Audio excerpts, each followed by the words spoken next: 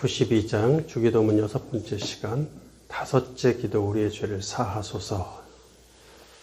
첫 번째 챕터 주기도문을 통해 수평관계의 중요성을 상기하다.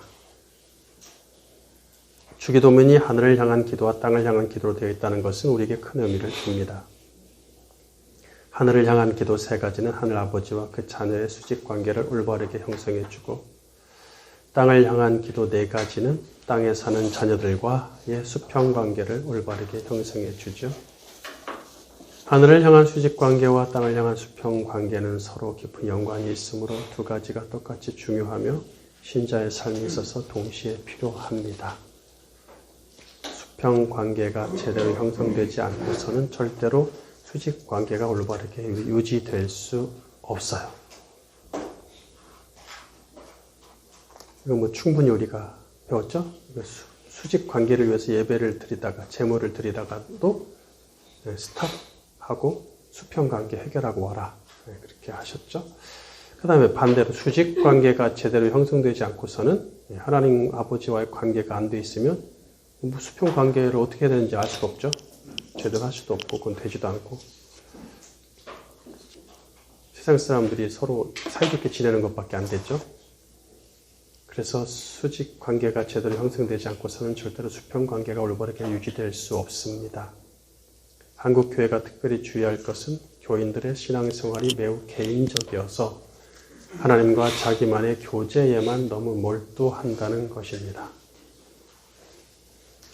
이 세상은 도시든 농촌이든 산이든 바다든 구석구석 창조주가 관여하지 않는 곳이 없죠.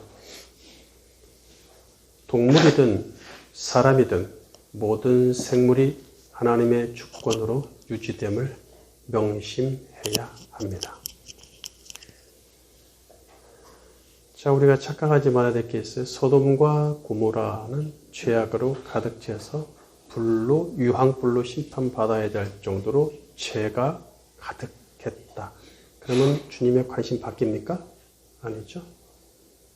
거기서 부르짖음이 있다는 것이죠. 부르짖음이 있고 더욱더 다른 데보다 더 하나님의 관심을, 시선을 집중하게 만들죠. 그러니까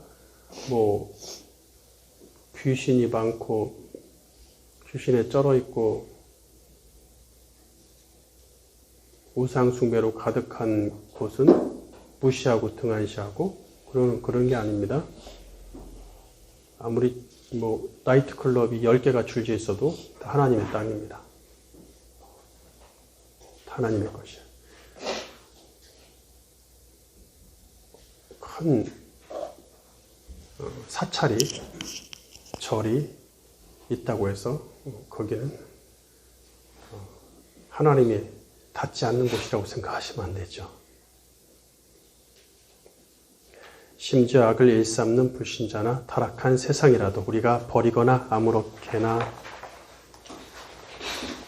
대하거나 욕할 대상이 아닙니다.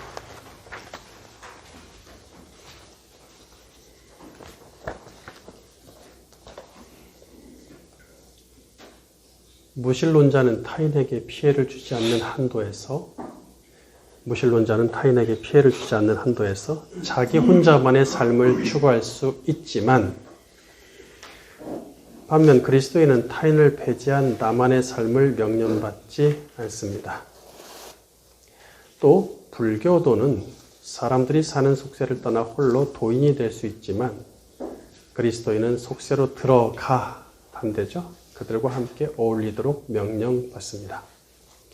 이슬람 교도는 자기들의 신과 교리를 위해 타인을 죽이고 무력으로 세상을 정복할 수 있지만, 그리스도인은 이웃을 위해 나 자신을 죽이고 세상의 평화를 위해 소금으로 밟혀 희생하도록 가르침받습니다.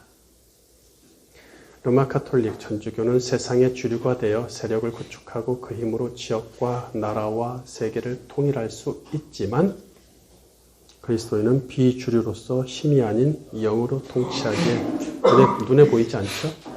누룩처럼 보이지 않는 하나님 나라를 전파하도록 가르침받습니다.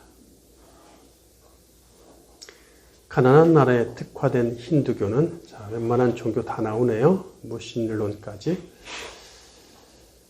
가나안 나라에 특화된 힌두교도는 가난하게 태어난 이 생의 운명을 받아들여 온전히 다음 생애에 부유한 삶을 기대하며 전도를 등한시하지만 힌두교도가 우리나라에 포기하는 거 보셨습니까? 포기 안 하죠? 우리처럼 선교사를 전 세계에 보냅니까? 안 보내죠? 안 합니다. 전도를 등한시하지만 그리스도인은 하나님의 자녀가 됨에 감사하며 현재의 삶에 충실, 전도자의 삶을 살아갑니다. 이 모든 그리스도인의 삶의 형태는 주님의 마지막 명령 속에 고스란히 담겨 있죠. 마태복음 28장 19절. 그러므로 너희는 가서 모든 민족을 제자로 삼아 아버지와 아들과 성령의 이름으로 세례를 베풀고 내가 너희에게 분부한 모든 것을 가르쳐 지키게 하라. 볼지어다 내가 세상 끝날까지 너희와 항상 함께 있으리라 하시니라. 너희는 가서 세상 속으로 들어가서 가라는 명령이죠. 네, 속세를 떠나서 산으로 들어가면 안 됩니다. 그건 주님의 명령을 어기는 주님을 무시하는 행동이죠. 모든 민족은 인종과 남녀노소와 신불신과 지역과 나라에 상관없이 세상 모든 사람들과 함께해야 함을 말해주고 있죠. 세례를 베풀고는 전도의 삶을 말해주고 있죠. 포교. 그 다음에 가르쳐 지키게 하는 것은 수평관계의 중요성을 말해주고 있습니다. 나 혼자 잘 지키고 잘 먹고 잘 사는 게 아니라 저들도 가르쳐서 지키게 해야 된다는 얘기죠. 세상 끝날까지는 이 세상에 존재하는 그죠? 세상 끝날까지 해야 돼요. 지금 명령한 것을. 이 세상에 존재하는 한 이 땅은 하나님의 사역 현장임과 동시에 그 백성들의 삶의 터전임을 말해주고 있습니다. 두 번째 챕터, 구약에서 말하는 죄의 개념. 1. 죄의 정의, 표준에서 벗어남. 주기도문은 신과의 수직관계만큼 수평관계의 중요성을 가르치는 기독교의 본질을 말해주며 그리스도인의 정체성까지 입증해주고 있죠. 그런 의미에서 다섯째 기도를 신중히 살펴야만 합니다. 다섯째 기도는 죄사함에 관하여 이야기하시는데 본문을 접하기에 앞서 죄에 관한 이해가 필요하겠죠. 그러니까 이제 죄에 관해서 본격적으로 얘기를 시작하시는데 이 죄론에 대해서 죄론 아주 복잡하고 큰 교리죠. 인간론까지 합쳐지는 거니까 교리에서 이것을 다 하기는 부족하지만 그래도 기본은 짚고 넘어가야 되지 않을까 생각이 돼요. 잘 이해가 안 되면 1시간 더 할게요. 오늘 봐서 분위기. 보통 우리가 원죄와 자범죄의 죄를 말할 때 하나님 말씀을 또 불순종해서 죄를 지었다라고 말할 때 그 죄를 짓는다라는 말은 세상에서 말하는 죄의 개념과는 좀 차원이 다르다는 얘기예요.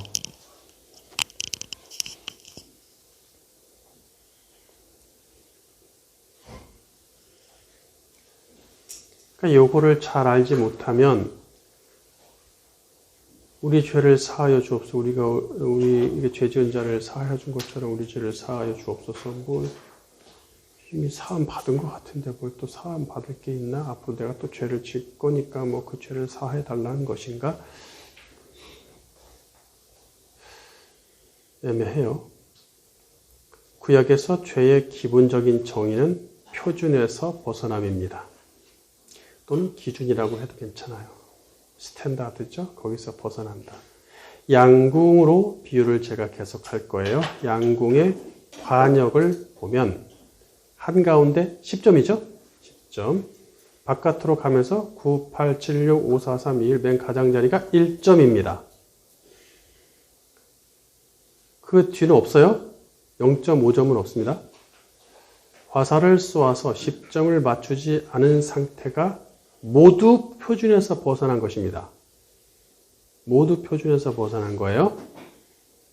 정확히 10점이어야 하며 10 우리 양궁 휩쓸었죠? 대한민국이 휩쓸었습니다. 10 쏘면 10이던데 야, 그래 정확히 텐이어야 하며 텐에서 선 하나 차이로 붙어있는 구접이라도 표준에서 벗어난 것입니다. 이 표준의 출처는 창조 세상의 주인이신 여호와 하나님이시죠. 표준에는 창조주 하나님의 뜻이 담겨 있기에 당신의 뜻을 표준 속에 집어넣으신 거예요. 거기에 담겨 있으니까 표준에서 벗어나면 하나님의 뜻에서 벗어난 거죠. 그 뜻을 저버린 것이다. 보통은 표준을 말씀과 명령으로 직접 사람들에게 주시지만 성경이 그걸 일일이 다 기록하지는 않아요. 그러니까 예를 들어서 고대에도 창조시대 이후에 에덴 동산에 나오자마자도 이렇게 제사를 지내잖아요. 그런데 제사에 대해서도 어느 정도 하나님의 뭔가 창조 섭리 가운데에서 주시는 그 당시에 메시지가 있다는 얘기죠. 그래서 그런 기준들이 다 있었어요. 어느 정도는. 성경이 다 기록하진 않지만. 그 표준의 최초의 표준은 아담에게 주셨던 동산 중앙에 선과 악을 알게 하는 나무의 열매를 따먹지 말라는 명령이죠. 우리 그냥 줄여서 선악과 이러는데 사실 선악과라고 하면 이제 초등학생 수준이고 선과 악을 알게 하는 나무의 열매라고 알고 계셔야 되겠죠. 그 명령이었죠. 창조 직후 시대에는 하나님의 창조 속에 그러니까 아담, 가인, 아벨, 셋 이런 시대죠. 창조 속에 그분의 뜻이 담겨 있기에 창조의 섭리 자체가 표준이 된다는 얘기예요. 그러니까 하나님이 보시기에 토부했더라라고 한 것은 토부해야 되는 거예요. 네? 토부에서 벗어나면 안 된다는 얘기죠. 응? 그러니까 물고기가 어느 날 살다 보니까 나 하늘을 날고 싶어 해서 하늘을 날면 그건 토부한 게 아니에요. 표준에서 벗어난 거죠. 그리고 이미 명령을 하셨죠. 땅에는 뭐가 있고 물에는 물고기가 살고 이미 명령을 다 하셨죠. 하늘에는 날개 있는 것들이 날아라 했어요. 그러니까 그런 표준 자체가 거기 들어있단 말이에요. 생육하고 번성하고 정복하고 이런 것들이 다 들어있다는 얘기죠. 표준이. 하나님이 아마를 이르시되 말씀으로 다 하셨다는 얘기예요. 근데 그 위에도 더 있겠죠. 예를 들어 하나의 이씨와 하나의 이샤가 만나 둘이 하나 되는 것. 중요하죠? 이게 창세기 3장에 나와 있죠. 사람에겐 풀과 나무를 먹거리로 주시고 동물에겐 풀을 먹거리로 주신 것. 이런 것. 사람에게 식물과 동물을 정복하고 다스리게 하신 것 등 여기에 관여된 것들 다 웬만하면 다 관련되죠. 이 땅이 지구가 돌아가는데 낮과 밤을 주관하게 한 것까지 가인과 아벨부터 노아 시대까지는 사람들이 하나님과 직접 교제를 했죠. 심지어 가인까지도 하나님과 대화를 하잖아요. 교제했으므로 그들에게 따로 표준을 주셨을 것이라 생각이 되죠. 그 다음에 노아 홍수 이후 둘째 세상에서도 표준을 또 주시죠. 창세기 9장 4절 그러나 고기를 그 생명되는 피째 먹지 말 것이니라. 내가 반드시 너희의 피 곧 너희의 생명의 피를 찾으리니 짐승이면 그 짐승에게서 사람이나 사람의 형제면 그에게서 그의 생명을 찾으리라. 다른 사람의 피를 흘리면 그 사람의 피도 흘릴 것이니 이는 하나님이 자기 형상대로 사람을 지으셨음이니라. 네. 죄를 뜻하는 히브리어 단어가 여러 개 있지만 하타, 아온, 페샤 이 세 개를 가지고 대표적으로 사용을 하고 있기 때문에 이걸 가지고 오늘 공부할게요. 이에 따라서 죄는 세 가지 차원으로 설명이 됩니다.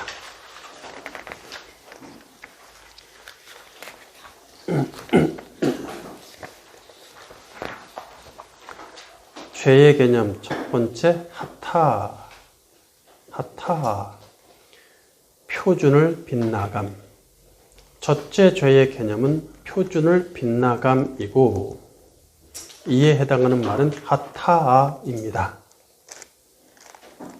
하타아는 빗나가다, 놓치다, 그릇 행하다, 죄를 짓다란 동사 하타에서 유래합니다. 자, 양궁으로 설명할게요. 양궁에서 화살이 1점에서 9점을 맞춘 경우와 같습니다. 예를 들자면 화살이 관역 안에 들어와서 관역 안에 꽂혔죠? 꽂혔어요. 근데 꽂혔으니까 표준 아니냐? 아니요. 쳐줄 수 없습니다. 딱 그 10점 외에 나머지에 꽂힌 거는 전부 빗나간 거죠. 거기 딱 가운데서 이렇게 빗나갔죠? 모두 벗어난 것입니다. 의인 롯의 가족이 터 잡고 살았던 소돔과 고모라는 의인을 담고 있는 도시였지만, 의인을 담고 있다는 의미 아시겠죠? 의인이 거기 살았으니까. 담고 있는 장소였지만 창조 때 주신 일부 일처의 표준을 빗나감으로. 그러니까 아브라함이 계속 얘기하는 게 뭐냐면 거기는 의인을 담고 있는 장소 아니겠습니까? 의인을 담고 있는데 어떻게 거기가 멸망할 수 있겠습니까? 라는 것이죠.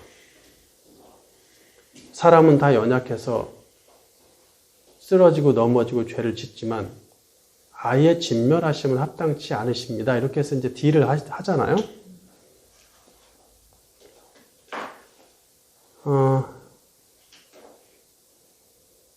그래서 소돔과 고모라는 의인을 담고 있는 도시였지만 창조 때 주신 일부 일처의 표준을 빗나가죠.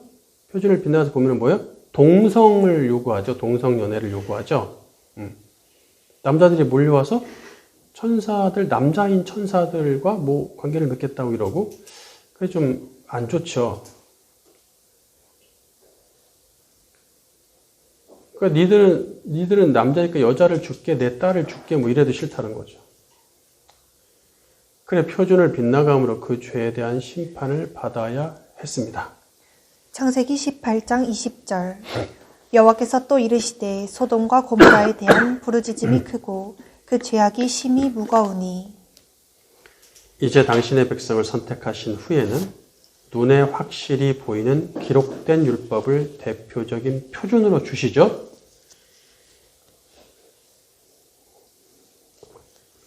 그런데 하타가 속죄제를 드리다란 뜻도 있습니다.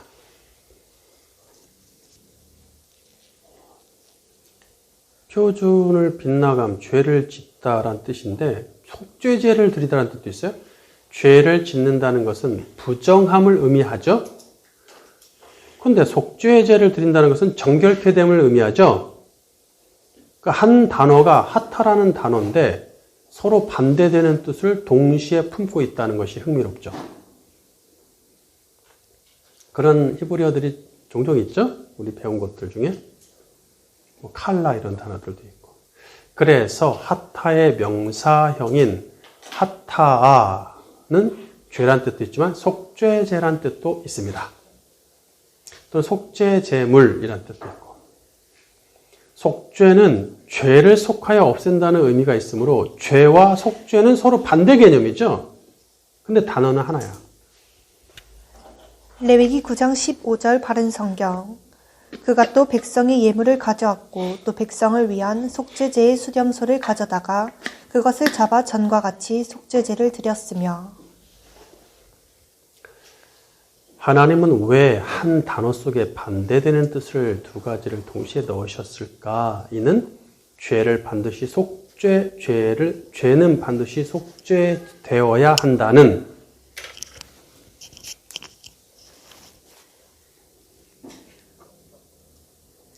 필연성을 일러주기 위함입니다. 이스라엘 백성은 율법을 지키기로 맹세하고 나름대로 율법을 받은 선민으로 살았습니다. 하지만 하나님이 말씀과 명령으로 주신 표준 외에 이방 민족의 가짜 표준을 함께 소유를 하니 당연히 하나님이 주신 표준이 무시되겠죠. 그 표준에 다른 표준은 받지 마 이렇게 되어 있는데 받았으니까 그 자체로 무시된 거죠. 그리고 점점점 가짜 표준이 더 좋거든. 그들은 율법의 표준을 빗나가서 하나님을 노엽게 만듭니다. 죄는 해결하지 않으면 죄가 죄를 낳아서 계속 쌓이므로 하나님의 무서운 형벌을 피할 수 없죠. 역대하 29장 20절.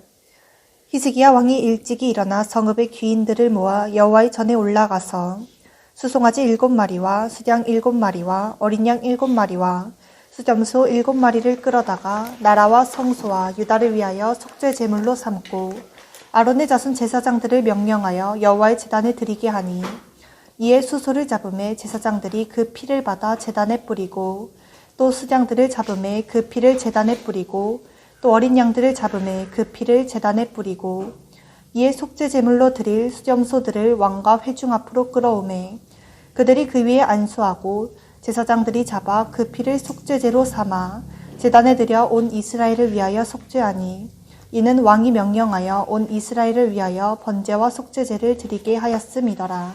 네. 이게 이런 절차들이 정말 중요하다는 얘기죠. 이스라엘 역사 속에서. 그래서 정말 하나님을 바라본 사람 중, 리더 중에 하나님을 바라보고 하나님을 향한 믿음이 있었던 사람은 반드시 이런 개혁을 통해서 다시 율법에 의해서 죄를 하타하죠. 하타를 하타합니다. 물론 죄에 대해 반드시 그 대가를 치러야 하기에 속죄제를 위해 짐승이 피를 흘려야 합니다. 대가는 있어야 됩니다. 피를 흘려야 합니다. 이 희생제물을 통해 죄 하타는 반드시 속죄 하타의 희생을 치러야 함을 배우게 하십니다. 죄는 하나님과 그 백성 사이를 끊어놓을 정도로 무서운 악이므로 반드시 해결해야 한다는 얘기죠. 이 죄를 해결할 수 있는 희생제사를 주심은 하나님의 사랑과 은총에서 비롯되었습니다. 당신의 백성에게 구원과 생명을 주실 뿐 아니라 지속적인 교제를 원하시는 그분의 의지를 볼 수 있죠. 죄와 속죄제가 한 단어임은 이스라엘 백성에게 유일한 소망을 줍니다. 게다가 거기서 끝나지 않고 하타는 형벌하다라는 뜻도 있어요. 그러니까 죄를 짓다,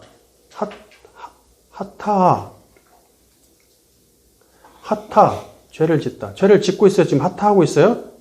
근데 내가 하타하는 것은 곧 형벌을 생각나게 하는 거죠. 왜? 하타가 형벌이라는 뜻도 있거든. 그래서 죄를 지을 때 형벌을 생각나게 하셔서 죄를 멈추게 하려는 의도로 보입니다.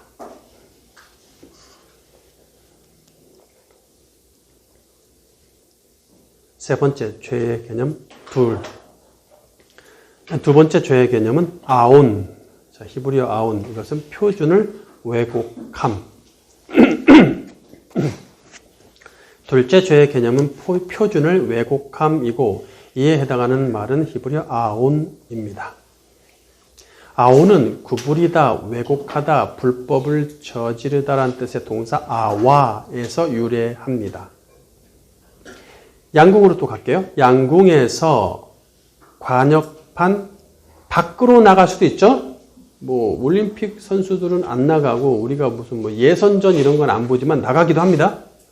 그리고 어느 정도 16강 이렇게 올라온 사람들 세계적으로 이렇게 여기 상위권에 있는 사람들을 텔레비에서 보니까 안 보는 거지. 그 관역 요 동그란 거 밖으로도 나갈 수 있다는 얘기예요. 안 맞고. 그래서 관역판 밖으로 나가거나 또는 관역판에 못 미쳐서 앞에 뚝 떨어져. 그 0점이죠? 0점인 경우입니다.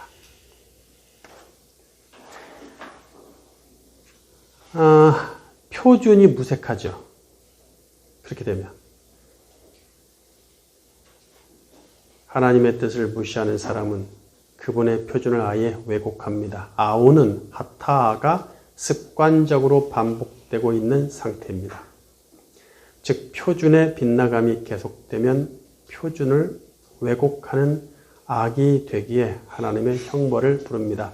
참고로 제가 죄에 대해서 계속 다뤄야 되기 때문에 앞으로 나오니까 조금 더 자세히 조금씩 풀어드릴게요. 오늘은 큰 굴레 정도만 지금 얘기를 하고 있어서 죄가 이렇게 복잡했나? 이렇게 느끼실 수가 있거든요.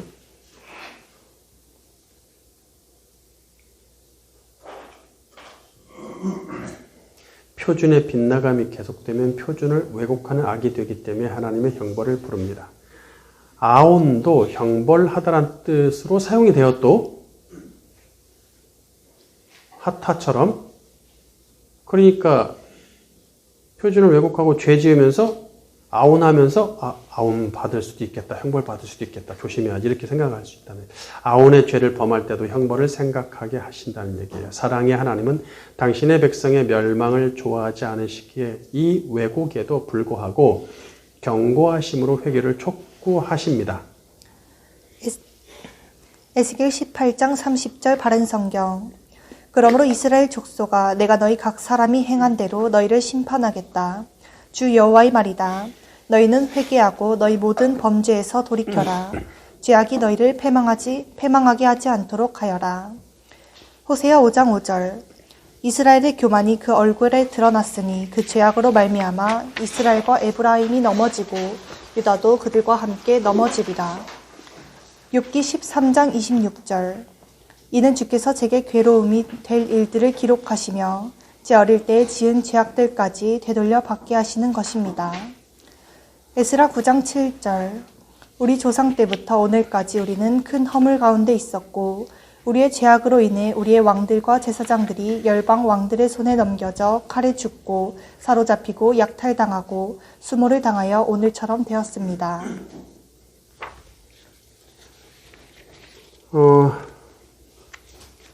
그러니까 원죄를 가지고 태어나는 모든 아담들은 죄의 권세로부터 자유할 수 없습니다. 그래서 죄가 죄를 낳고 또 반복되어 쌓일 수밖에 없기에 근본적인 해결이 필요하다는 얘기예요. 이사야 53장 6절 바른 성경. 우리는 모두 양같이 방황하여 각기 제 길로 갔으나 여호와께서는 우리 모두의 죄를 그에게 넘겨 씌우셨다. 그가 자기 영혼에 수고한 것을 보고 만족할 것이니 내 의로운 종이 그의 지식으로 많은 사람을 의롭게 하며 또 그들의 죄를 친히 짊어질 것이다. 네, 그러니까 그리스도께서 십자가에서 짊어지고 대신 지고 가는, 옮기는, 취해 가는 것을 얘기할 때 아온이란 단어가 쓰인단 말이죠. 하타하고는 조금 개념이 달라졌죠.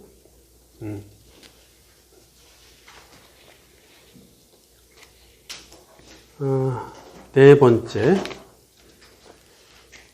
죄의 개념 세 번째는 페샤, 표준을 반역함. 셋째 죄의 개념은 표준을 반역함이고 이에 해당하는 말은 페샤입니다. 이에 해당하는 말은 페샤입니다. 말. 페샤는 반역하다, 위반하다란 뜻의 동사 파사에서 유래합니다. 양궁으로 볼게요. 양궁에서 아예 화살을 쏘지 않아요. 화살, 땡 하고 총 쳤는데 안 쏴. 반항하는 거죠. 주최 측에 반항하든지, 주최 나라에 욕을 하든지 하는 거겠죠, 지금. 또, 관역을 쏘라니까 반대로 쏘아. 반대 뒤로 돌아서. 그래서 경고받고 실격 처리되죠? 예. 이제 못 나와요? 선수로. 자격이 실격 처리됩니다. 표준의 왜곡에서 회복이 없어서 왜곡이 굳혀진 상태, 굳혀지잖아요. 왜곡, 아온 상태에서도 주님은 계속해서 이제 곧 니네는 형벌을 받아야 되는데 마지막이야. 얼른 와, 돌아와. 이게 되는데 이게 이제 페샤 수준이 되면 어렵습니다. 굳혀져서 많이 주님이 경고하신 거죠. 반역과 배교에 들어선 상태입니다. 시편 5편 10절 바른 성경. 하나님 그들에게 죄 있다 하시고 그들이 자기의 꾀에 빠지게 하시며 그들의 죄가 많으니 쫓아내소서. 이는 그들이 주께 반역했기 때문입니다. 잠언 12장 13절. 악인은 입술의 허물로 말미암아 그물에 걸려도 의인은 환난에서 벗어나느니라. 이사야 1장 27절 바른 성경. 시온이 정의로 구속될 것이고 돌이키는 자들은 공의로 구속될 것이다. 그러나 반역자들과 죄인들은 함께 부서지며 여호와를 저버린 자들도 소멸될 것이다. 이사야 57장 4절. 너희가 누구를 희롱하느냐? 너희가 누구에게 입을 크게 벌리며 혀를 내미느냐? 너희는 반역의 자식들이며 거짓의 종자가 아니냐? 예. 세죠? 예. 이거는 뭐 악인들에 대한 얘기, 거의 뭐 이스라엘 민족도 이제 심판을 앞두고 어차피 심판 받을 거니까 그런 상태를 지금 이야기할 정도가 됐죠.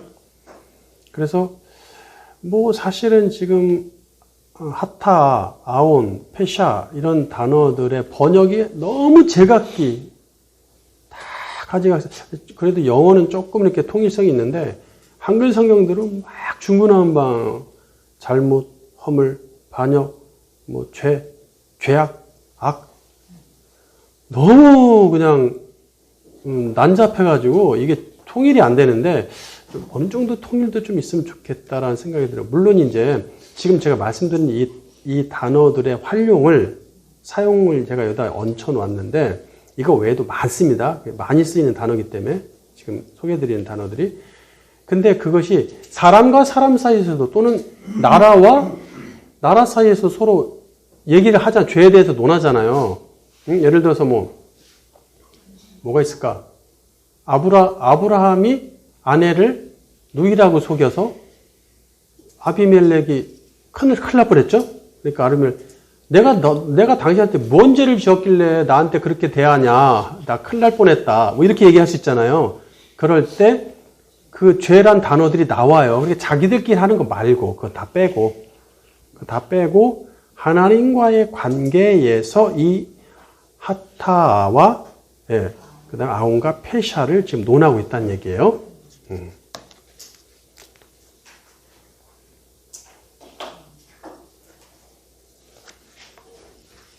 물론 이 단계에서도 페샤, 하나님은 당신의 백성에게는 최후의 통첩을 주길 원하세요. 당신의 백성이라면 끝까지 하죠. 끝까지 그냥. 당신의 백성이 아닌 사람들한테는 끝까지 하지도 않으십니다. 딱 어느 정도 하고 마시지. 하지만 이미 배교가 되면 돌아오기 어렵죠. 이렇게 하나님의 심판을 받는 것이 모든 아담들의 운명입니다. 이스라엘의 운명이라 우리도 이스라엘 사람이었다면 그 당시에 이런 운명이었을 수 있다는 얘기예요. 이는 사람의 힘으로 벗어날 수 없는 무서운 죄의 권세이기 때문이죠. 오직 하나님만이 이 문제를 해결하실 수 있기에 당신의 아들을 통해 해결하기로 작정하신단 말이죠. 이사야 53장 8절 바른 성경. 그가 잡혀가 감금당하고 재판받았으니 그 세대 중에 누가 생각하기를 그가 산자의 땅에서 끊어짐은 마땅히 형벌받을 내 백성의 죄악 때문이다 하였겠느냐. 네. 아까 그분의 어떤 그 근본적인 해결을 위해서 힘없이 도살자를 끌려간 어린 양처럼 오실 것이다. 이 고난을 이거는 이사야 53장 앞에 있었죠. 아온이라는 단어도 쓰였죠. 아온이라는 단어가 쓰고 있죠. 죄를 넘겼다 할 때 아온을 씁니다. 근데 이게 이제 끊어져 멸망해야 될 당연한 죄는 페샤가 되는 거예요. 이제 수준이. 그래서 여기에는 지금 8절에는 페샤라는 단어가 쓰고 있다는 얘기죠. 이렇게 구약시대는 죄의 문제가 가장 심각하고 큰 문제였고 죄사함이란 중대한 과제를 남기고 구약시대가 끝나죠. 가장 큰 문제였고 가장 심각한 거였잖아요. 그리고 죄사함이라는 걸 어떻게 해결할 것인가의 과제가 남았습니다. 세 번째 챕터 예수님이 가르치시는 죄의 개념. 1. 죄인가 빚인가. 따라서 죄사함의 키를 잡고 계신 예수님은 당신의 사람들에게 죄에 대한 명확한 가르침을 주셔야만 하죠. 예수님의 죄 용서에 죄에 대해서 얼마나 할 말이 많으셨겠어요. 얼마나 할 말이 물론 다 그 어마어마한 가르침을 다 사복음서에 담지 못했다고 저자들이 얘기는 하지만 그 중에 그 가르침 중에 큰 부분을 차지하는 게 죄에 대한 가르침이 아니었겠습니까? 본인도 당신도 그걸 위해 오셨고. 근데 그거에 비하면 사실 기록된 건 많지는 않죠. 근데 누가 다 그거를 정리해요? 뒤에? 사복음서 이후에 사도들이 다 정리를 하죠. 죄에 대해서 많이 얘기하죠. 많이 얘기합니다. 가장 많이 얘기하는 게 죄입니다. 사복음서 이후에 계시록까지 가장 많이 얘기하는 주제가 죄입니다. 특히 바울은 거의 중점적이죠. 요한도 마찬가지고요.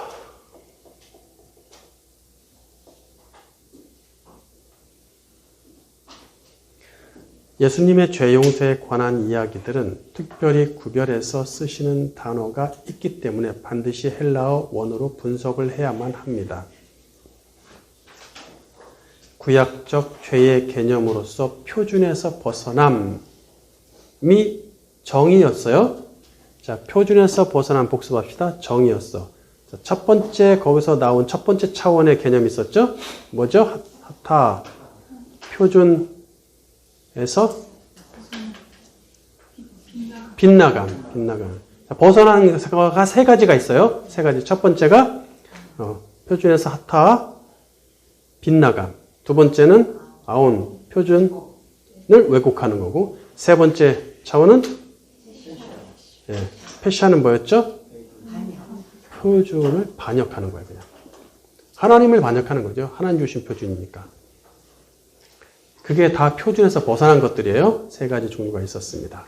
자, 그래서 구약적 죄의 개념으로서 표준에서 벗어남 또는 관역에서 벗어남은 헬라어로 하마르티아입니다.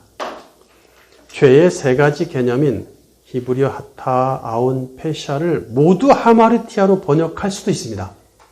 하마르티아가 그렇게 번역이 될 수 있어요. 하마르티아는 기본적으로 관역을 벗어남을 뜻하며 죄, 잘못, 실수, 결함, 사고 등으로 다양하게 번역이 되어 도덕적으로 옳지 못하나 도덕적으로 옳지 못하거나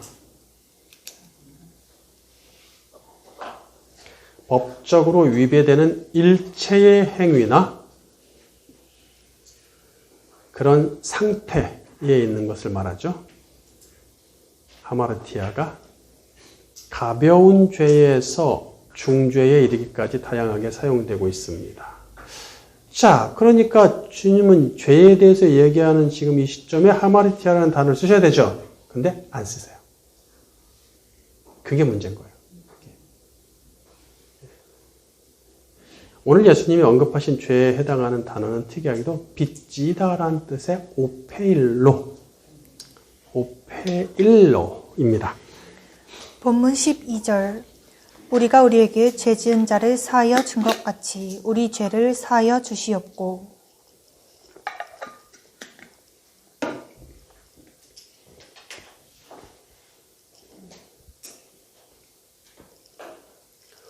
자, 우리에게 죄 지은 자, 죄 짓는다.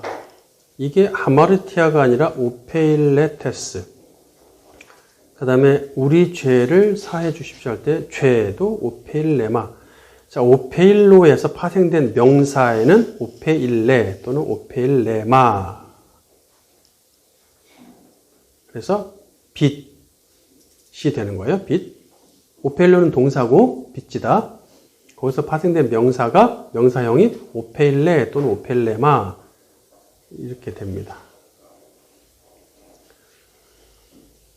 그 다음에 오펠레테스는 뒤에 테스 이런 거 테스 붙으면 사람으로 가거든요. 그래서 빚진 자란 말이에요. 빚진 자. 어쨌든 다 오페일로의 계열된 계열사 계열 단어들이죠. 대부분 영어 성경은 원어대로 빚진 자 데터라고 하죠. 데터. 그 다음에 빚 데트로 번역을 해요. 그래서 학생들 여기 각주 24번에 킹 제임스 성경을 한번 보세요. 뭐로 하고 있어요? debt, 그 다음에 debtors 이렇게 하죠. NIV하고 NASB 보시면 이것도 that 이렇게 다 하고 있죠. 근데 ISV와 NLT, 근래에 나온 것들은 신으로 번역을 해, 죄로 번역을 하고 있어요. 우리 개역개정처럼. 근데 권위 있는 영어 성경들 대부분 제가 다 수식까지를 봤는데, 빛으로 다 번역을 해요. 빚진 자, 빛. 한글 성경은 흠정력을 제외하고는 대부분 죄라고 번역해. 또는 잘못이라고 하는 성경들도 있어요. 쉽게 좀 하는 성경들 보면 잘못 이렇게 하는데, 죄라고 이렇게 번역을 하고 있습니다. 흠정력 읽어보세요. 본문 12절 흠정력. 우리가 우리에게 빚진 자들을 용서하는 것 같이 우리의 빚을 용서하옵시며. 그렇죠? 흠정력이 조금 그래도 직역하려고, 원어에 가깝게 하려고 노력을 많이 하죠.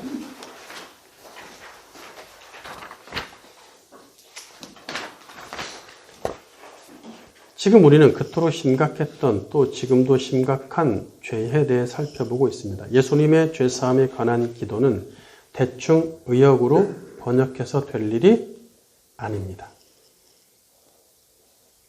하마르티아 외에도 죄를 의미하는 단어는 헬라어에도 여러 개 있어요. 히브리어에도 여러 개지만 헬라어도 여러 개 있는데, 엄연히 죄를 뜻하는 단어들이 있음에도, 그것도 하마르티아라는 아주 중요한 단어가 있음에도 불구하고 그 단어를 쓰시지 않았을 때는 이유가 있겠죠.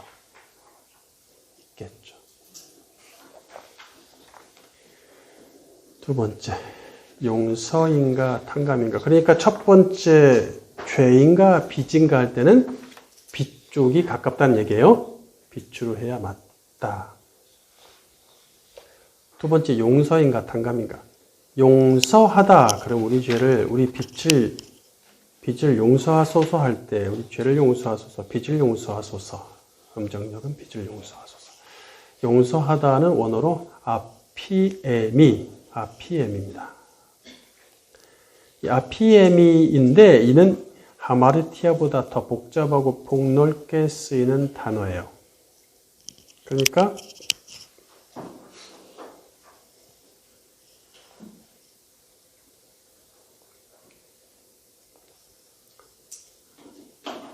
아피에미는 법률이나 통제나 의무로부터 노임을 의미합니다. 어떤 법률, 통제, 의무로부터 노임을 의미한다. 그래서 내보내주다, 내버려두다, 풀어주다, 또는 포기하다까지 되겠죠? 알았어 해. 통과시키다, 자유롭게 된 거죠. 면제하다, 용서하다, 탕감하다. 자, 등으로 쓰이고 있어요.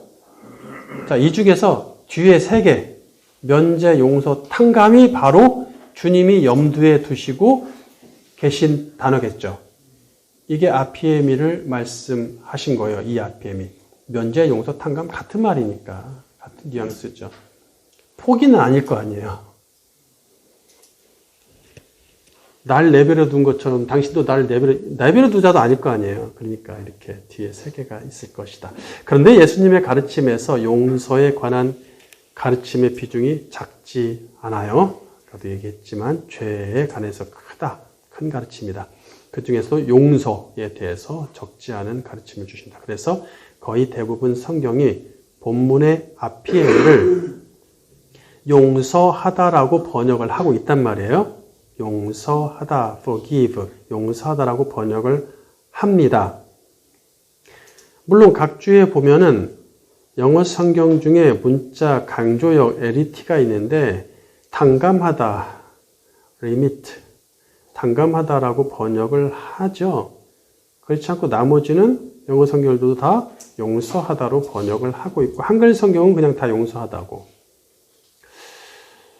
그러니까 이걸 용서하다로 해야 되냐, 탕감하다라고 해야 되냐, 면제는 두 가지 다 해당하니까 뺄게요.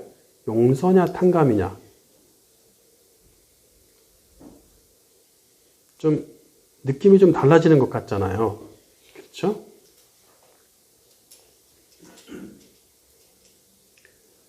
도덕적, 법적으로 잘못된 과정으로 빚을 진 경우를 제외한다면, 사람한테 큰 해를 가해서 나라에 100만 원의 벌금을 물어야 돼. 빚졌죠? 빚진 거죠? 예를 들면 그런 것들도 있고, 그러니까 어떤 도덕적 법적으로 내가 누구한테 상해를 입혔기 때문에 너는 그거에 해당하는 1000만 원을 보상금으로 합의를 봐야 돼. 뭐 이런 것들 다 빚이죠. 그런 것부터 시작해서 여러 잘못에 의해서 된 그런 것들을 제외한다면, 자, 돈이 좀 급해서 어차피 내가 이번 달에 100만 원을 월급으로 받을 거니까 내가 그때 너한테 100만 원 줄게. 나 지금 더 급해. 땡겨줘. 그런 거 있잖아요. 월급도 땡겨서 받을 수도 있잖아요. 정 어려우면. 그럼 뭐라 그러지? 가불. 많이 받아보셨나? 그렇단 말이죠. 그러니까 그런 경우도 있고, 가난해서 빚을 낼 수도 있잖아요. 그건 죄라고 하기 좀 그렇잖아요. 그게 무슨 뭐 용서받을 일은 아니잖아요, 그게. 응? 내가 예를 들어서 억한 심정으로 어떻게 한 것이 아니니까 이 경우를 죄라고 보기 어렵기 때문에 빚을 탕감한다라고 말해야지, 빚을 용서한다라고 하는 게 좀 그래요. 어? 그죠? 친한 친구한테, 야, 나 10만 원만 급하게 좀 빌려줘. 그런데 내가 못 갚았어. 다음 달에 갚을 때 날 용서해줘. 빚을 용서해줘. 이게 좀 이상하죠? 친구들끼리. 그냥 다음에 갚을게. 이러면 되는 것이고.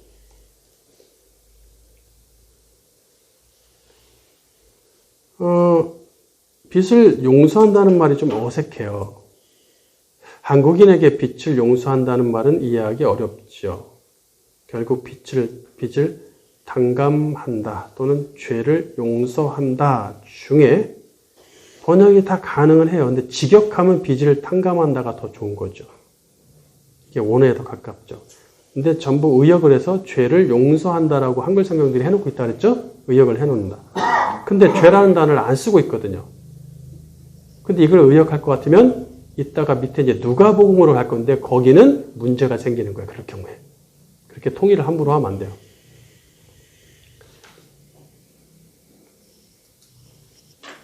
그래서 빚을 탕감한다 또는 죄를 용서한다 중에 하나를 선택해야 하는데, 한글 성경들이 죄를 용서한다를 선택한 것으로 보이죠?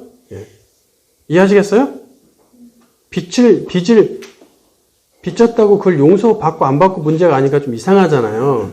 물론 이제 궁여지책으로 그래도 좀 원에 하나라도 가깝게 하려고 킹 제임스 흠정역은 빚이라고 했어요.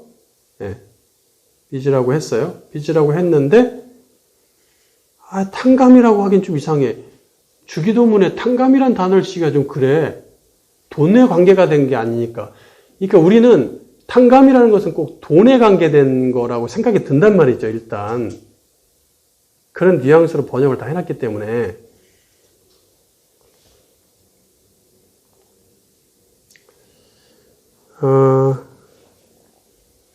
그러나 빚은 금전적인 것 말고도 은혜를 입은 경우, 국가나 사회를 향한 도덕적 의무에 대해서도 빚이라고 말할 수 있죠. 내가 나라에 빚졌어. 이런 말 하죠. 왜냐하면 나라가 나한테 뭘 해준 게 크게 해준 건 없지만, 그래도 내가 이 나라에 그때 태어났기 때문에 내가 옆 나라에 태어났으면 나는 죽을 뻔했는데 내가 나라에 빚졌어. 이런 뭐 애국자들이 이런 얘기 많이 하죠. 우린 나라에 빚진 사람들이다. 이런 얘기 한단 말이죠. 그래서 헬라 문화에서는 종교적으로 신에게 감사해야 하거나 예배해야 할 것들을 빚으로 봅니다. 그러니까 우리나라식으로 생각하시면 안 돼요. 헬라식으로 생각해야 되지. 우리가 생각을 바꿔야 돼요. 일반은적으로 하나님은 수많은 선하심을 창조 세상에 내려주시죠. 하나님의 선하심이 많이 지금도 내리고 있어요. 수요하십니다. 이 세상에. 일반은총으로도 오늘도 햇볕도 내려주고 해도 뜨게 하셨는데, 특별은총이 얼마 더 어마어마하겠습니까? 아무튼 지금 거기까지 갈 것도 없고 일반은총으로도 내려주시기 때문에 그분의 선하심은 사람들로 하여금 빚진 자로 만든다는 얘기예요. 이것은 사람에게 하나님이 원하는 삶의 태도를 요구받습니다. 유대인은 사람이 하나님께 빚진 자라고 가르치므로 빚을 용서받는다라는 개념이 전혀 어색하지 않아요. 이런 얘기가 그들 전통의 가르침에 있습니다. 많이 있어요. 그들은 율법을 이행함으로써 하나님께 빚을 갚을 의무가 있다고 봅니다. 또 죄는 하나님께 빚을 지는 것이라 보기에 죄 안 질 사람이 어디 있겠어요? 다 빚지고 산다는 얘기예요. 그렇기 때문에 오페일레테스는 죄인으로서 벌을 받아 마땅하다고 생각한다는 얘기죠. 빚진 자는, 오페일레테스 빚진 자죠. 그렇게 죄로 인해서 빚진 자는 죄인으로 벌을 받아 마땅하다 생각합니다. 제사장을 비롯한 종교 지도자, 재판관, 심지어 이방인까지, 이건 신분이죠. 모든 신분에 대한 의무사항들, 그뿐만 아니라 부모, 자녀, 남편, 아내, 스승, 제자 등 모든 관계에 있어서, 관계에서도 의무사항들을 수없이 나열해놨죠. 네. 지킬 게 많단 말이에요. 이행하지 않을 경우에 빚으로 남게 된다는 얘기예요.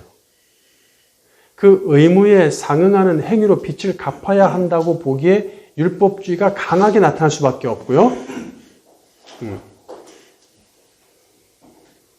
세 번째, 일시적 빚과 영원한 빚. 다른 말로 일시적 문제와 영원한 문제. 물론 예수님이 주기도문에서 언급하시는 이 빚은 유대인 랍비주의에서 말하는 율법주의에 입각한 빚이 아니에요. 같은 이야기를 하는 누가복음의 해결의 단서가 있습니다. 누가복음 11장 4절. 우리가 우리에게 죄 지은 모든 사람을 용서하오니 우리 죄도 사하여 주시옵고. 누가복음 11장 4절 흥정역. 우리가 우리에게 빚진 모든 사람을 또한 용서하오니 우리의 죄들을 용서하옵시며. 자, 이게 지금 똑같은 얘기를 하는 것 같은데 아까 마태복음에서는 우리한테 죄 지은 그 사람들의 죄, 내 죄도 사함받아야 하는 내 죄, 그들의 죄, 내 죄. 다 빚이었죠, 빚. 빚이란 단어로 썼죠?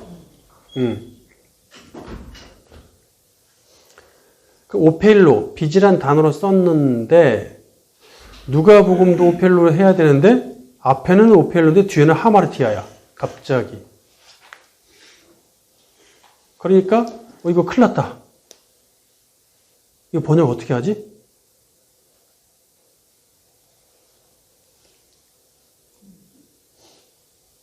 그렇잖아요?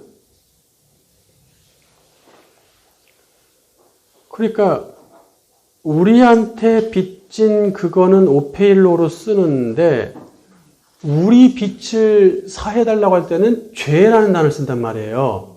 하마르티아. 이해를 돕기 위해 사람들끼리의 수평 관계와 하나님과의 수직 관계에서 발생해서 해결해야 하는 것들을 그냥 문제라고 칭할게 하죠. 문제들이 발생하죠. 수평 관계, 수직 관계에 문제들이 있죠. 문제들이 발생합니다. 하나님과의 관계가 좋지 않아서 문제가 있고 수평 관계도 관계가 좋지 않아서 문제가 생길 수 있다. 이 문제라고 칭하고 누가복음에서 주님은 수평 관계에서 발생한 문제, 수평 관계에서 발생한 문제를 오페일로, 빚으로 단어를 쓰죠. 오페일로. 그 다음에 수직 관계에서 하나님한테 죄를 내가 용서받는 수직 관계에서 발생한 문제를 하마르티아, 죄로 쓴다는 얘기예요.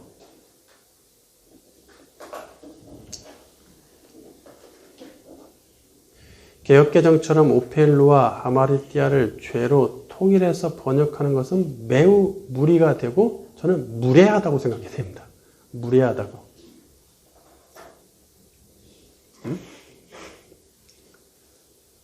아니 단어가 다른데 왜 둘 다 죄야? 함정력은 다르니까 다르게 했죠? 앞에는 빚이라고 뒤에는 죄로 했습니다. 함정력은. 그래서 우리가 우리에게 빚진 모든 사람을 용서, 수평관계는 빚진 거, 오페일로고, 그리고 우리 죄를 용서하라고 하나님께 얘기하는 수직관계에서는 아마르티아라고 얘기를 하고 있죠.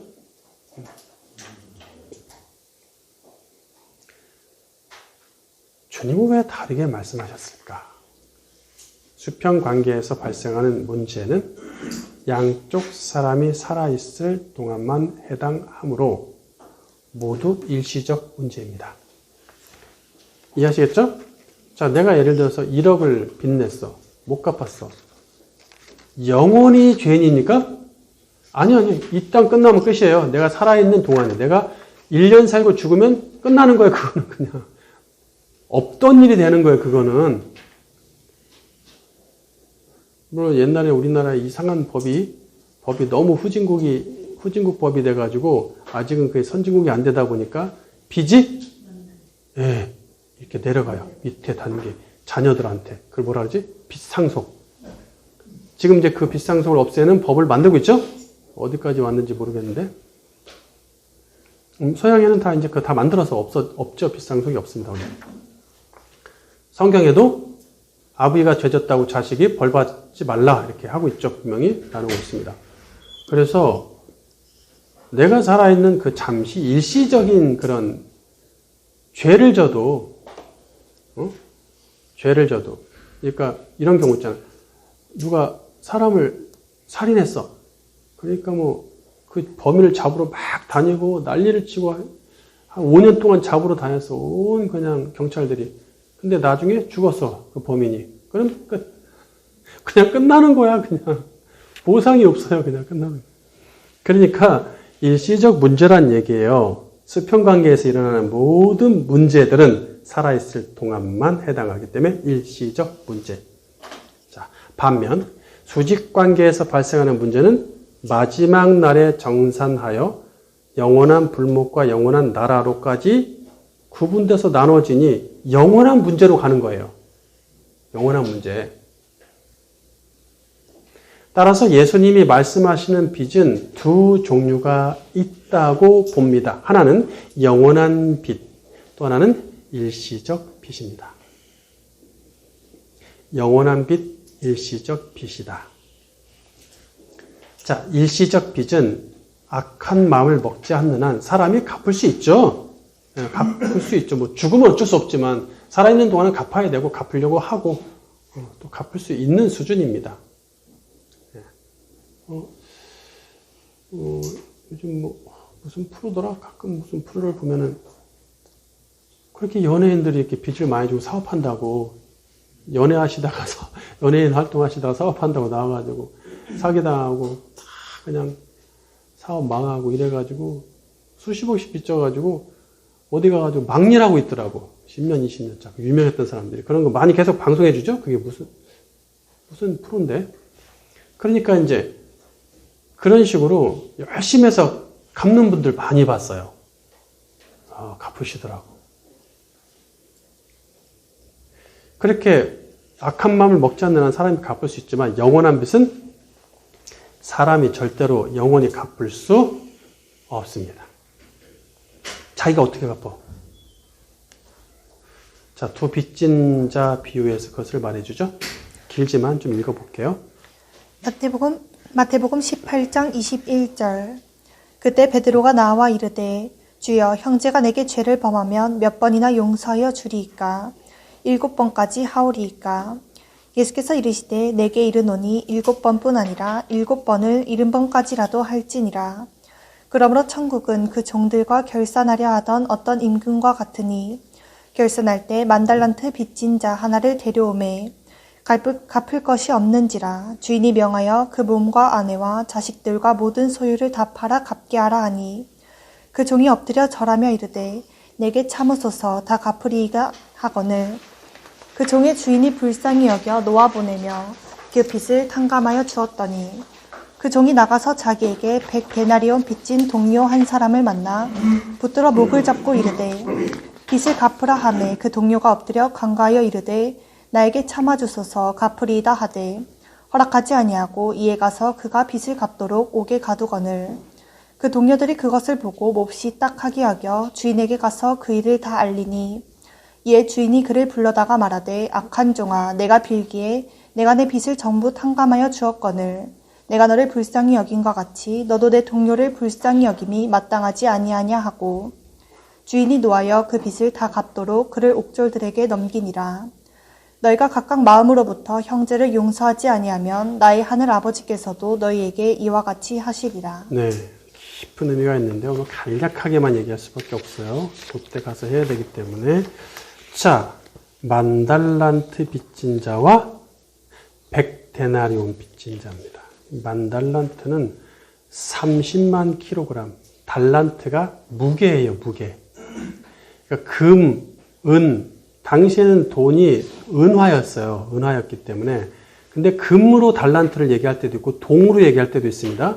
무게 단위였습니다. 그게 오늘날로 치면 30만 킬로, 톤으로 하면 300톤. 감이 오세요? 보통 조그마한 승용차가 1톤이니까 300대.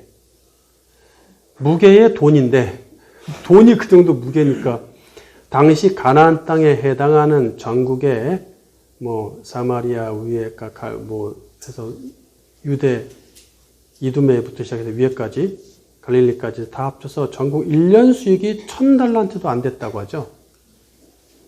응? 우리나라 1년 수익 예산이 얼마나 될까?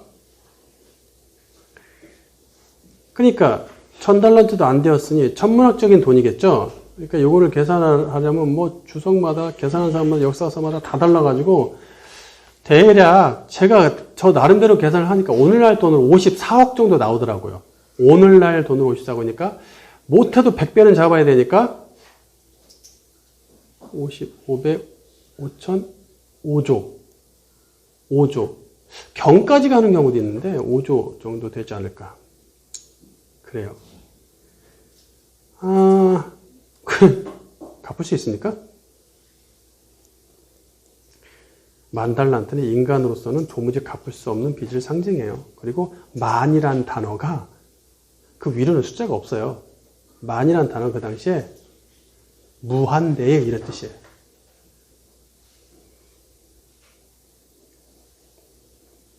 만이라는 뜻도 있지만 도무지 갚을 수 없는 빚을 상징하죠. 자, 반면 100데나리온은 흔하게 빌리는 돈이므로 오늘날 10,000원 정도에 해당합니다. 오늘날 9,000원, 10,000원 뭐 이런 10,000원, 오늘날 10,000원이니까 100배 하면 10만, 100만 원. 100배만 잡아도 옛날이니까 100만 원, 1,000만 원, 1,000배 잡아도 1,000만 원, 100만 원, 1,000만 원. 부지런히 노력하면 갚죠? 갚습니다. 자, 그러니까 천국의 임금은 아버지 하나님이겠죠? 천국의 임금이 오늘 임금이 종들하고 결산하는 것과 같다 하고 예시를 시작했어요. 이 예화를. 그러니까 임금은 하나님 아버지고 그 종들은 우리들이겠죠. 창조된 사람들이겠죠. 우리는 하나님께 도무지 인간의 능력으로 갚기 불가능한 빚을 졌습니다. 네? 이해하시겠습니까? 그것은 죄로 인해 영원히 죽을 보잘것없는 인생을 긍휼히 여기셔서 그렇잖아요. 예수 안 믿었으면 여러분 어떻게 하고 있을 거예요 지금. 하나라도 더 가지려고 하나라도 더 드러내고 자랑하려고.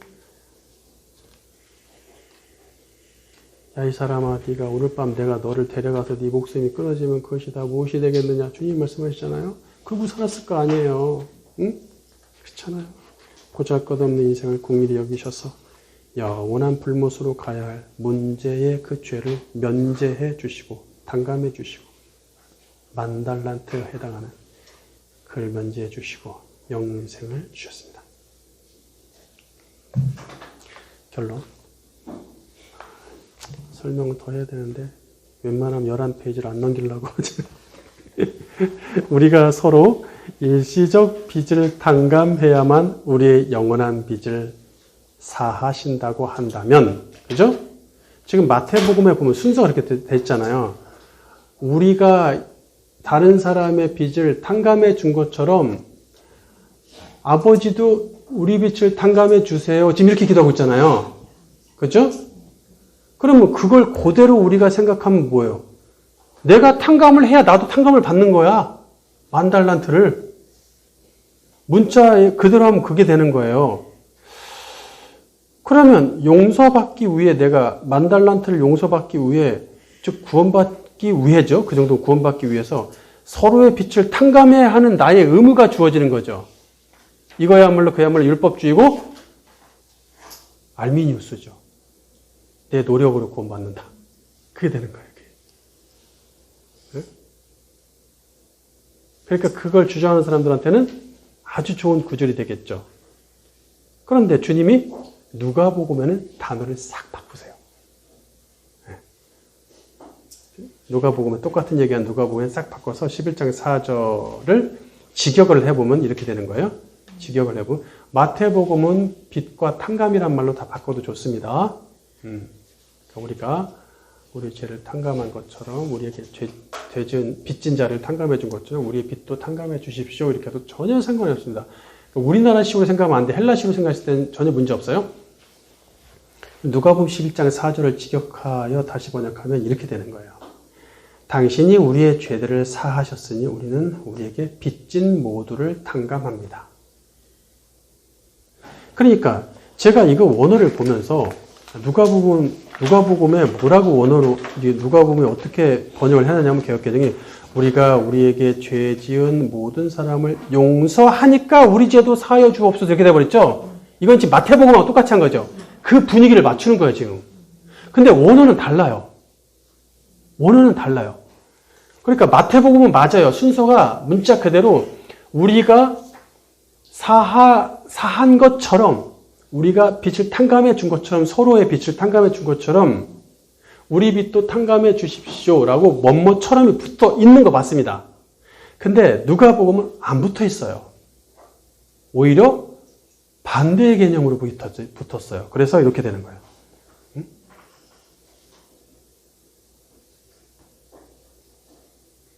당신이 우리의 죄들을 사하셨으니 우리는 따라서 그러므로라는 단어가 붙어요. 우리는 우리에게 빚진 모두를 탕감합니다. 가 돼요.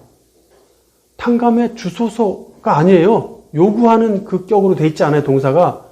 현재 그냥 평서형이에요. 탕감합니다. 우리도. 이렇게 돼 있어요. 네. 그럼 지금 마태하고 누가의 이야기가 살짝 다르죠. 지금. 다릅니다. 자, 본래 주기도문의 5째 기도, 마태복음에 와서 5째 기도는 우리의 죄를 사하여 주셨으니 우리도 빚을 탕감하게 해 주소서가 돼야 맞잖아요. 지금 이게 순서가. 당신이 먼저 탕감해 주는 게, 하나님이 먼저 탕감해 주는 게 맞잖아요. 자녀한테. 그렇게 돼야 되는데 주님은 순서를 바꿨단 말이에요. 마태복음에서는. 영원한 빚을 탕감받은 자녀들은 우리에게 발생한 일시적 빚은 당연히 탕감하겠습니다란 강력한 고백을 위해 도치법이 돼 있단 말이에요. 순서를 바뀐 거란 말이에요. 이게. 그렇지 않으면 문제가 심각해진다니까요. 나머지 모든 이론하고 다 뒤집히는 거예요. 지금 예수님이 오셔서 당신의 백성 아닌 거를 구분하고 계시죠. 하나님이 아버지께서 나의 아버지의 사람들을 나한테 보내실 거야. 아버지의 사람들을 보낸다 그랬어요. 아버지의 아들들이겠죠. 택함 받은 택자들. 보내면 내가 그들을 데리고 가야 돼. 그들의 죄를 위해 죽는 것이고.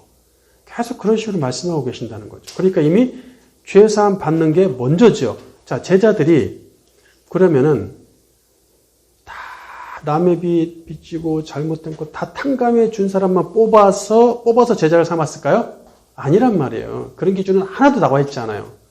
베드로가 자기 먹을 거 그 급에서 자기 먹는 것만 열심히 살았어요, 그냥.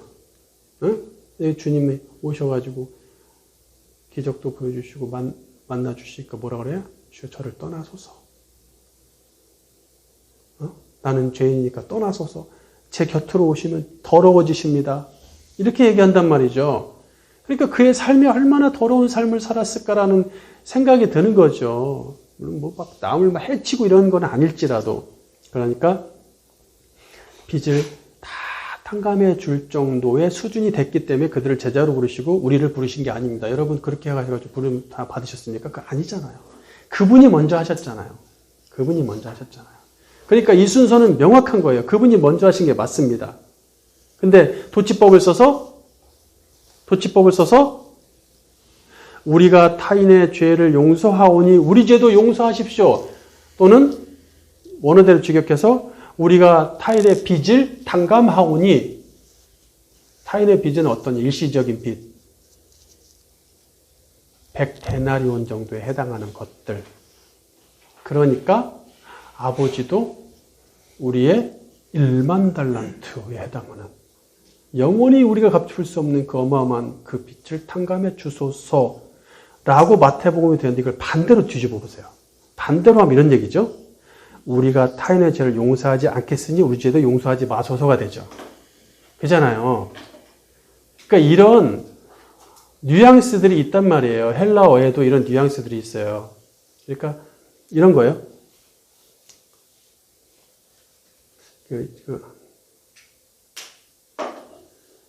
공부는 안 하고 놀기만 해. 아들, 딸이 공부하고 잘 놀고 있네? 이게 지금 잘 논다는 얘기를 지금 이거 하고 있는 겁니까? 아니죠. 부정적인 얘기죠. 근데 잘 놀고 있네? 이렇게 되는 거죠. 계속 놀아? 이렇게 되는 거죠. 이게 무슨 의미인지 아시겠죠? 그런 뉘앙스가 다른 나라에도 다른 언어에 다 있단 말이에요. 도치법이라는 것도 있고. 그러니까 이게 뭐냐면은 요거를 그대로 바꾸면 우리가 타인의 죄를 용서하지 않겠으니 우리 죄도 용서하지 마소서가 된다는 얘기예요. 반대로 되면 그러면 내가 탕감하지 않은 사람의 빚은 일시적이지만 내가 아버지께 탕감받지 못한 빚은 영원합니다. 영원합니다. 고백이 들어가 있는 거죠. 영원한 빛을 탕감받은 자녀는 일시적인 빛에 연연하지 않으며 원수까지도 사랑할 수가 있습니다. 원수를 사랑하라. 원수를 사랑하라면 기준을 어떻게 하실 거예요? 어디까지가 원수예요? 기준이 어디 있어? 나한테 돈 띄워먹고 쉽진 않죠, 사실. 저도 당해봤기 때문에 IMF 때 어려운데 월급이 안 나오는데 어떻게 월급도 안 나오고 같이 안 나오니까 위에 직장 상사 부장님이 옛날에 사업할 때 가게 수표를 막아야 되는데 울고 있으니까 제가 은행에서 빚을 내가지고 갚아줬어요. 근데 이 양반이 안 갚네. 내가 살아야 되는데 근데 중요한 거는 월급도 안 나오네. 네. 그래가지고 뭐 신용불량도 되고 정말 그 당시에 정말 죽이고 싶더라고요. 죽이고. 네. 내 삶이 완전히 나락으로 떨어진 거예요. 그 돈 때문에. 뭐 기천만 원도 아니고. 아휴, 참 그런 경험을 했는데 물론 이제 금전적인 것만 빚으로 보진 않지만 어쨌든 그럼에도 그를 사랑했어야 되는 거죠. 알았으면 사랑했겠죠. 미워하지 말았어야 되고 탕감해 좀 안 갚아도 됩니다. 이렇게 했어야겠죠. 그 사람도 어려운데 다 똑같이. 어렵습니다. 그런데 영원한 빛을 탕감받은 자녀는 일시적인 빛에 연연하지 않습니다. 원수까지도 사랑할 수가 있어요. 많이 탕감받을수록 채무자, 채권자 아시겠죠? 채무자는 빚을 갚아야 될 의무가 있는 사람이고 채권자는 빚에 대한 권리를 갖고 있는 사람. 채권자를 더 사랑하게 돼 있죠? 영원한 빛을 탕감받았으니 하늘아버지를 영원히 사랑해야 됩니다. 누가복음 7장 41절. 이르시되 빚주는 사람에게 빚진 자가 둘이 있어 하나는 500데나리온을 졌고 하나는 50데나리온을 졌는데 갚을 것이 없으므로 둘 다 탕감하여 주었으니 둘 중에 누가 그를 더 사랑하겠느냐. 시몬이 대답하여 이르되 내 생각에는 많이 탕감함을 받은 자니이다. 이르시되 내 판단이 옳다 하시고. 네. 자, 종합해 보십시다. 그러면 여기 지금 500데나리온, 50데나리온, 10배 차이네요. 500데나리온, 50데나리온. 아까 100데나리온이 10,000원 정도 된다고 했으니까 50데나리온이면 5,000원. 5만 원이냐 5천 원이냐 차이겠네. 오늘날 돈으로 보니까 그때 돈으로 하면 바꾸면 이제 500만 원이냐 5천만 원이냐 이런 차이겠죠. 탕감해 줬어. 그럼 누가 더 채권자를 사랑하겠어? 많이 탕감받은 사람 아니겠어요. 근데 우리는 얼마큼 탕감받았죠? 응? 1만 달란트. 1만 달란트가 얼마죠? 우리나라 예산에 해당하는 예산, 1년 예산 몇 조 이러잖아요. 소인배처럼 움켜쥐며 살지 말고 영원한 빛을 탕감받은 처녀답게 살기를 주님 이름으로 축원합니다.